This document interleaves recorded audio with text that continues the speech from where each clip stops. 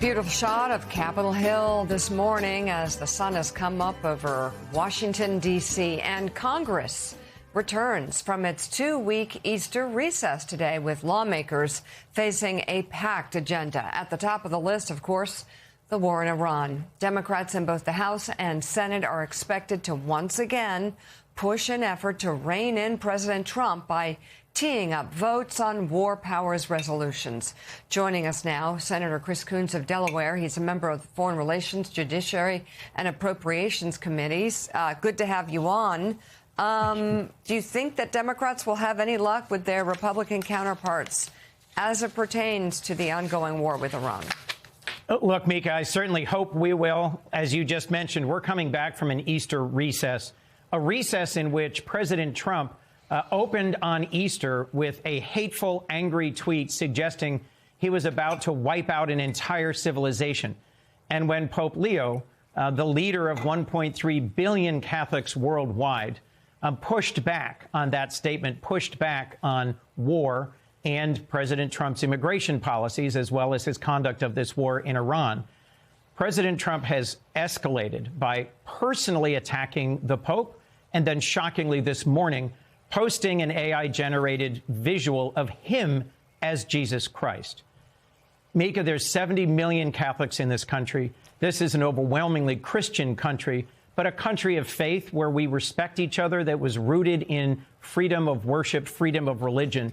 It seems to me that Pete Hegseth and J.D. Vance and President Trump seem determined to secure their white Christian nationalist base and to push aside and to offend and to distance themselves from all the good people of our nation who want good things for our country and for each other.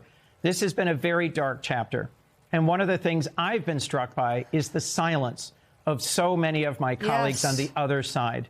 It was Martin Luther King who said the real tragedy is not the cruelty of the bad, but the silence of the good.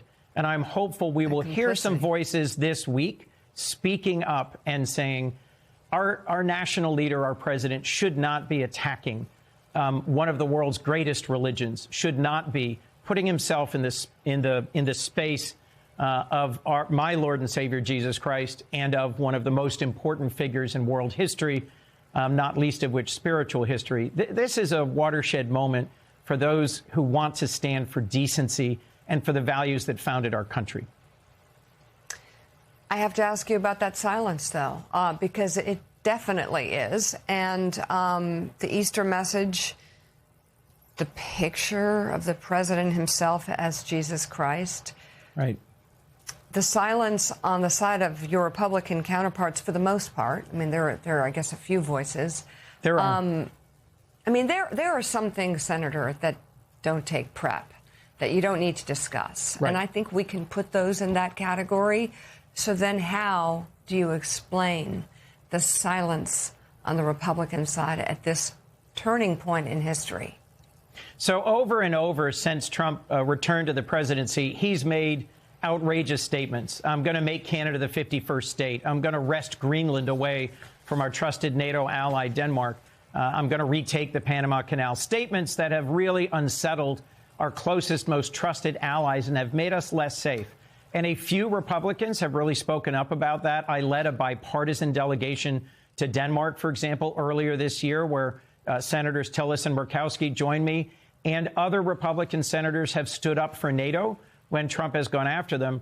But this seems to me a whole nother level. To literally and explicitly threaten genocide against the civilization, the ancient Persian civilization of Iran, and then to keep carrying out a war that Pope Leo has called an immoral war, and that is certainly a war not authorized by the American people, and where Trump changes its scope and purpose and cost from day to day. Look, the average American is going to get up today and see the price of gas go up. If President Trump thinks he's got a solution to the closing of the Strait of Hormuz by the Iranians, threatening to now fully close it using the American Navy is both risky and likely to send the price of gas and the price of daily living for Americans skyrocketing. So, Senator, let's talk a little bit more about this blockade that the president announced after peace talks in Islamabad fell apart without a deal this weekend. You mentioned it, that the price of oil undoubtedly will go up. Right. We're seeing it already overnight. We can see that likely continue in the coming days. But talk to us about some other issues that you see with this, including, this is something we mentioned an hour or so back on the show, how Beijing is going to react the first time one of their ships gets stopped by an American naval vessel. So this is the most critical vulnerability that China has, that if we were to secure control over Iran's oil exports, would give us huge strategic leverage, comparable to their leverage over us in critical minerals. But to do so would require an act of war, a naval blockade. And I don't believe we're prepared for it. I don't believe the American people have been prepared for it. I don't think our naval assets in the region are ready for it. This is an enormously risky maneuver. And I'll remind you, what comes out of the Strait of Hormuz isn't just gas, the oil that's produced, but natural gas, fertilizer, and helium. Now, why do those matter?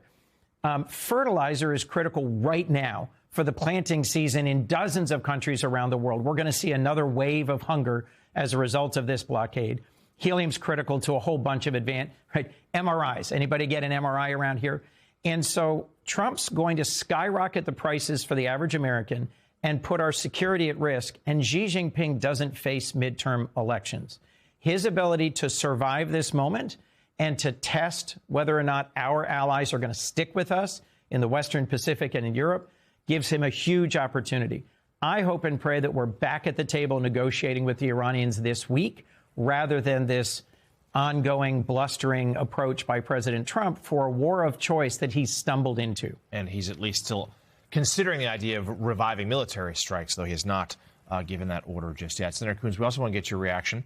You sit on the Foreign Relations Committee, of course, about what we saw in Hungary yesterday. A remarkable win, a trouncing of Viktor Orban, which means so much for the people there, but also, I'd argue, sends a signal around the globe. It is a defeat, certainly, for Vladimir Putin. And it's a defeat, let's be clear, for President Trump and his closest allies, who all went to Hungary to campaign for Orban. He sent J.D. Vance to campaign for Orban in the last couple of days. J.D.'s had a pretty tough week. Our vice president, he's got a president personally attacking the Pope. He is a recent convert to Catholicism. He went to campaign for Orban, who lost decisively. He went to try and negotiate a peace deal with the Iranians. How's that going?